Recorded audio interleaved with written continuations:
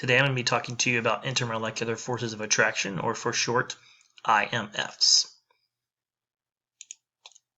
These are the essential standards for chemistry as set out by the state of North Carolina for this particular presentation. And these are the student objectives written from those essential standards. Students, by the end of this, should be able to define the three types of intermolecular forces. They should be able to organize those forces based on their relative strength. We should be able to identify the types of forces that exist within a substance and between substances. And lastly, we should be able to predict the properties of substances based on the strength of those forces present. What you will need, a pencil, paper, periodic table, and if you don't have these materials, pause the video now and go get them. So hopefully you have those materials. Let's continue. So a few things that you need to recall about solids and liquids. And really this is part of a much larger unit, so we may not get into many of these things you need to recall right now, but later on in this unit we will. Solids hold their shape. Liquids, they're going to take the shape of whichever container they're in, and they're going to flow at the bottom of that container. Intraparticle forces, these are forces that exist within an ionic, covalent, or metallic bond. You may have already learned about those types of bonds. The force present within those bonds is actually called an intraparticle force, different from inter, which is what the rest of this presentation is about. Inter would be between particles, not within. You also are going to need to be able to classify matter. This particular presentation focuses on the homogeneous, there we are, looking for my cursor, on the homogeneous mixtures, which are also called solutions. You can see that this over here is also calling it a solution. So checkpoint number 1, pause the video and write on that sheet of paper that you have an example of each of the following: an element, a compound, a solution, and a mixture. Okay, hold on to that piece of paper. You're going to turn in that piece of paper to your professor if they so choose. So intermolecular forces, again, these are forces that exist between molecules, should say between molecules and ions as well. They are weaker than intraparticle forces. They help determine the properties of liquids, such as their boiling point and as well as their melting point. And basically, the gist of this is the weaker the force of attraction, the lower the boiling point, and the stronger the force of attraction, the higher the boiling point. You can kind of think about that like this. So in order for a substance to move from a lower energy phase to a higher energy phase, such as going from a solid to a liquid or a gas, or going from a solid to a gas even, that substance has to overcome those forces of attraction that are holding those particles together. If those forces are very strong, then a lot more energy is needed, therefore a higher boiling point that substance will have. So there are three types of intermolecular forces: London dispersion forces, dipole-dipole forces, and hydrogen bonding. These are all called van der Waals forces.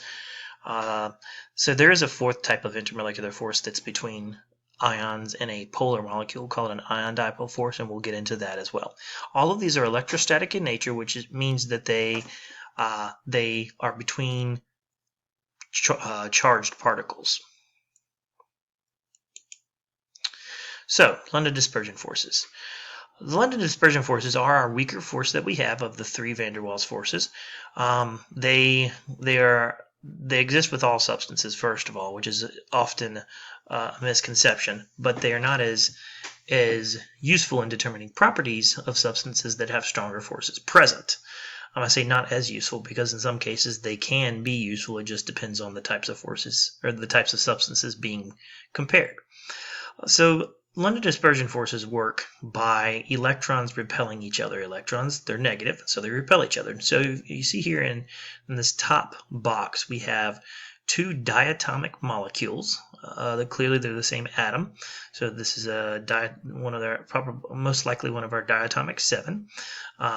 And at some point in time, when two of these particles get close together, one of them is going to repel the electrons of the other, you can see in picture 2 here, pushing those electrons to one side. So remember, a polar molecule, when you have a polar molecule, you have a positive side and you have a more negative side. And so this arrow here pointing in this direction is pointing towards the side that is more negative, whereas the positive part of the arrow is right there.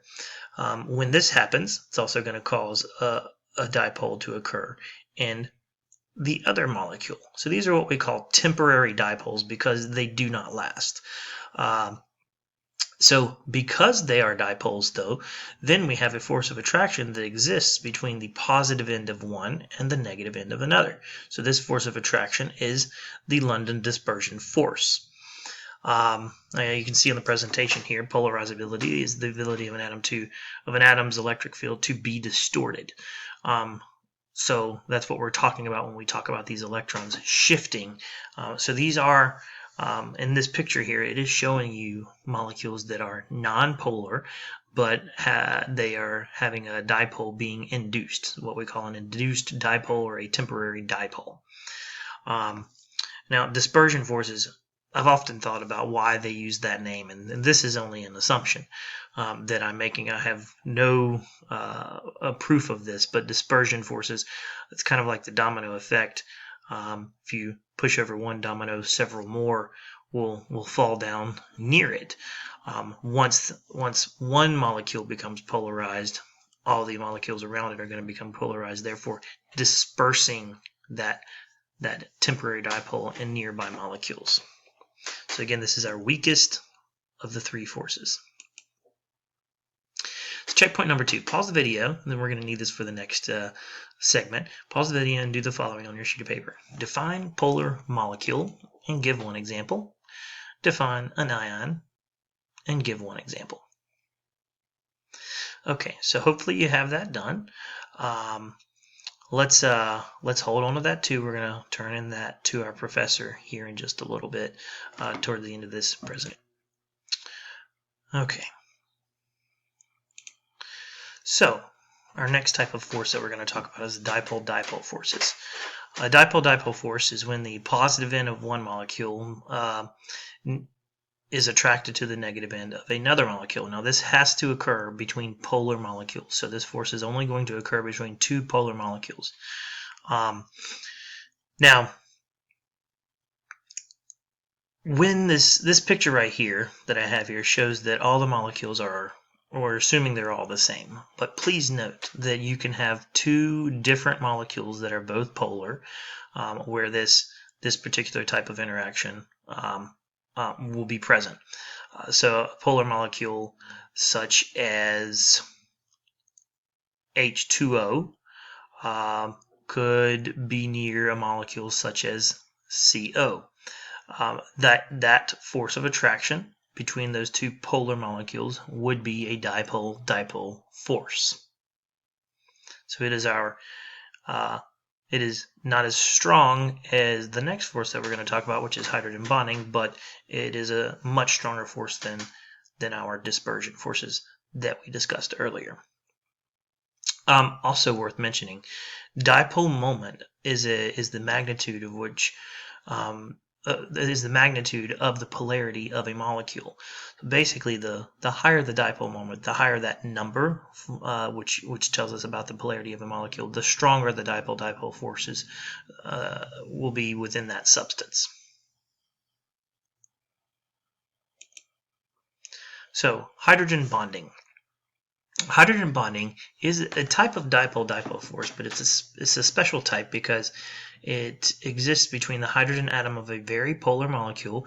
This is usually when hydrogen is bonded to fluorine, oxygen, or nitrogen on that molecule, and that hydrogen atom on that molecule that is bonded to that fluorine, oxygen, or nitrogen is attracted to a nearby fluorine, oxygen, or nitrogen atom on an adjacent molecule.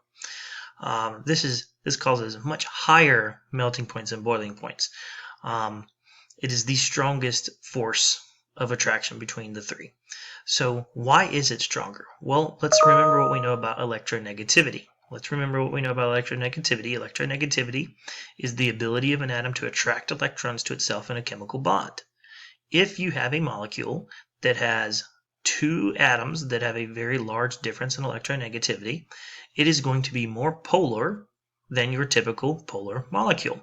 So therefore, this is why it's between hydrogen and either fluorine, oxygen, and nitrogen. Why fluorine, oxygen, and nitrogen? Our most electronegative atom, remember, is fluorine, followed by oxygen, and then nitrogen in that order. So that is why it's fluorine, oxygen, and nitrogen, because those are the atoms that have the highest electronegativity. Why hydrogen? Of the nonmetals, that atom has the lowest electronegativity.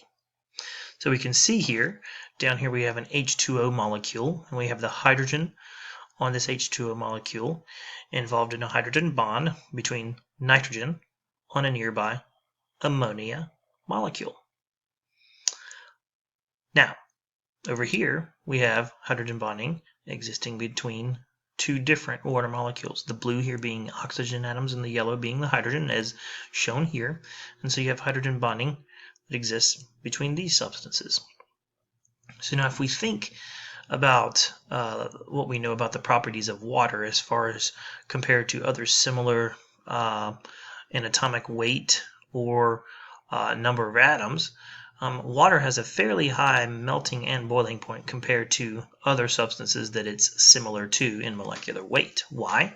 Because hydrogen bonding exists between those water molecules, which is a super important property of water and lots of our everyday world. So lastly, we have a fourth type of intermolecular force called an ion dipole force.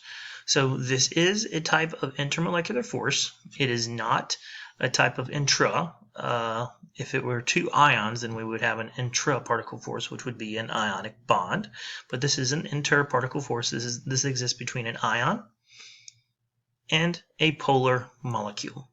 So as you can see here, a negative ion is going to be attracted to the positive end of a polar molecule, whereas a positive ion will be attracted to the negative end of a polar molecule. Down here, we have an example of sodium chloride this is an example of sodium chloride being dissolved in water. The red is the water molecule. The red and white are the water molecules, the oxygen being the red and the hydrogen being the white. And as you can see here, the positive ion of sodium is attracted to the oxygen side of the water molecule, whereas the negative ion of chloride is attracted to the positive side, the hydrogen end of the water molecule.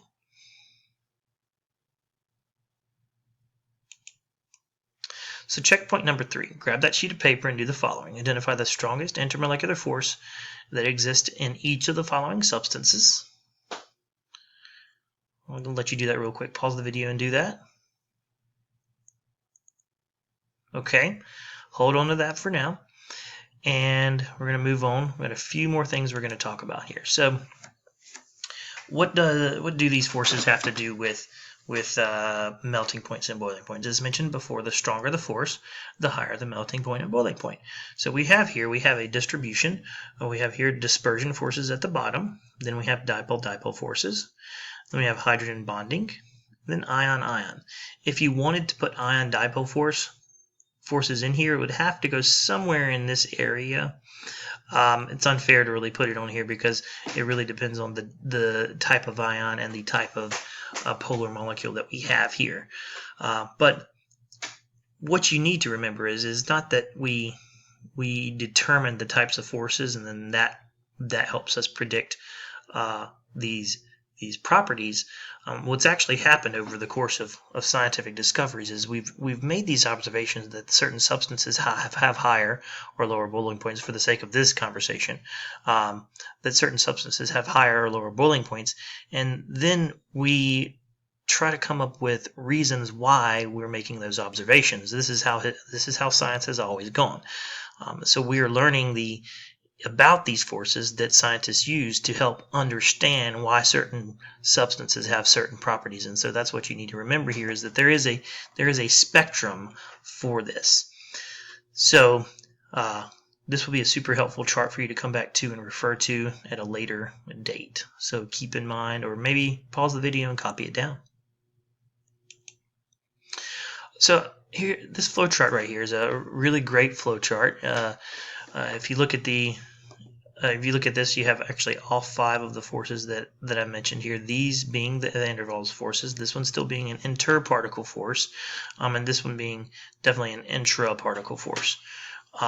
So interacting molecules or ions.